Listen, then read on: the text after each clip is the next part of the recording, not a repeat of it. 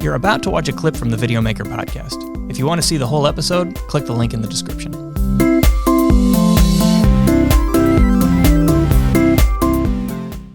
So getting back to kind of the technical things, so say you're at your computer, you need to live stream or at least record two cameras simultaneously, kind of like what we have here, actually exactly like what we have here.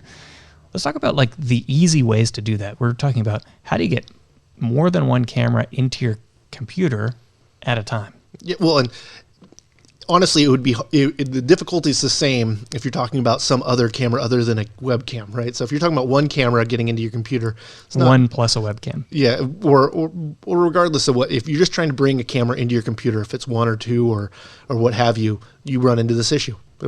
You're trying to bring, you're going to need something to pretty much convert it to USB because most computers do not have HDMI in.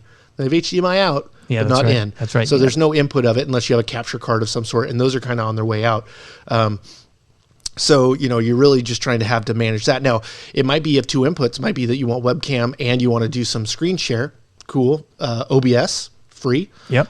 It's might be a little clunky, but there's, I'm sure, lots of help for every little thing on it. I know all the streaming companies are all trying to help out right now and offer what they have to help people with their situations, because there's just going to be a lot of people that need equipment to do whatever they're trying to achieve, but that. Really, the difficulty is just getting it into the computer, and really, most of the time, it's going to be converting that to some kind of USB. And so there's a lot of products. We were talking about one, the Blackmagic Design ATEM. There's a whole bunch of ATEMs, but this one's like $299 or whatever. Allows you to have 4 cameras in, and then it makes it a USB input, but that's the main mix out. So you're seeing program out going through the USB. So you really only have one. Yeah, you're like one going in, and then you're doing your switching with this device, which still allows you to do that. It's not like what we're doing here, which is we have separate cameras going into a switcher that allows us to switch between inputs and then out again.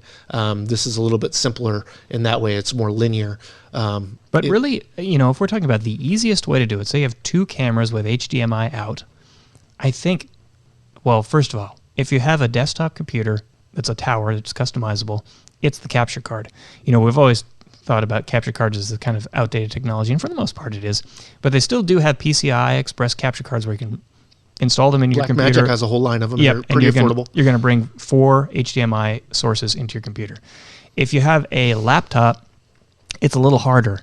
Like there's the ATEM, which kind of does it. Blackmagic has some devices that kind of do this that are more dedicated, but even then I think they often require a capture card to connect to. But you could use the UTAP. We talked about the UTAP, which is basically a converter from from HDMI to USB. Chris is going to hold one up here. Unfortunately, these are not cheap. No, this is like $400. It's really kind of crazy. But if you could get your employer to pay for it, get a couple of these. Well, so this is really unique in that it doesn't require power. You get power from the USB bus. Yeah. So that makes it really unique. So it can go in anywhere. But you can get these things that are powered for far less money. There's plenty of off-brand, and like I said, it makes it it makes it into the webcam protocol so that it shows up in Skype or what have you. But likely you can't do a whole bunch of these. I'm not sure if you could even use more than one into a computer. We don't have more than one, so I've never tested it. But if we wanted to connect this to 2 cameras, I'm not sure the computer would know what to deal with unless you had a switching software within it. I feel like we need to get someone from AJA on the phone or something to tell us about this. Actually, AJA has another product which I think does what we're trying to do here, which is their I/O line. Yeah. So like I/O 4K. This is a Thunderbolt device. Yeah. But it's like a little box. You connect via Thunderbolt to your Mac. I guess some PCs have Thunderbolt. In fact, we have 2 PCs right there that both have Thunderbolt. Oh, there we go. Those are both the Asus. Acer, yeah. Or Acers. Not Asus. So if you have Thunderbolt, you can get one of these. These are definitely not cheap. No. The I/O 4K is $2,000, but you can get 4 4K inputs into a device that has Thunderbolt. I really Not wish. cheap. It's not the cheapest way to do it. So Thunderbolt, the reason why Thunderbolt's really important is it's got a lot of throughput. So you need to be able to. I mean, video makes a lot of data, and it's pushing a lot of data, even if you're at really lower resolutions or bit rates or what have you. So that can be difficult. I really wish we had FireWire was still somewhat of a medium, because a camera that's got a FireWire, so we're talking digital or DV, so we're talking about SD. I don't think that any HD camera ever worked with FireWire. I might be wrong. But the cool thing is you could turn that camera on, plug in a FireWire cable into your computer, and guess what? Bam! The camera is a freaking webcam. So it's super easy. So if you have an older computer and you want to have a dedicated camera, it's going to be an SD, but it's going to look a lot better than likely what's in your computer. But if you have a newer computer, the camera is going to be nice on it. Like the computer mics on Mac Pro, the camera looks great. I mean, really fantastic compared to a lot of laptops. Just a PC of that same era likely wouldn't have as nice of a camera on it. But I think everything in the last year or two, that's been something they've been touting, of course, along with the little privacy sliders on top of them. But, with the Macs, it's really part of the Apple tax, right?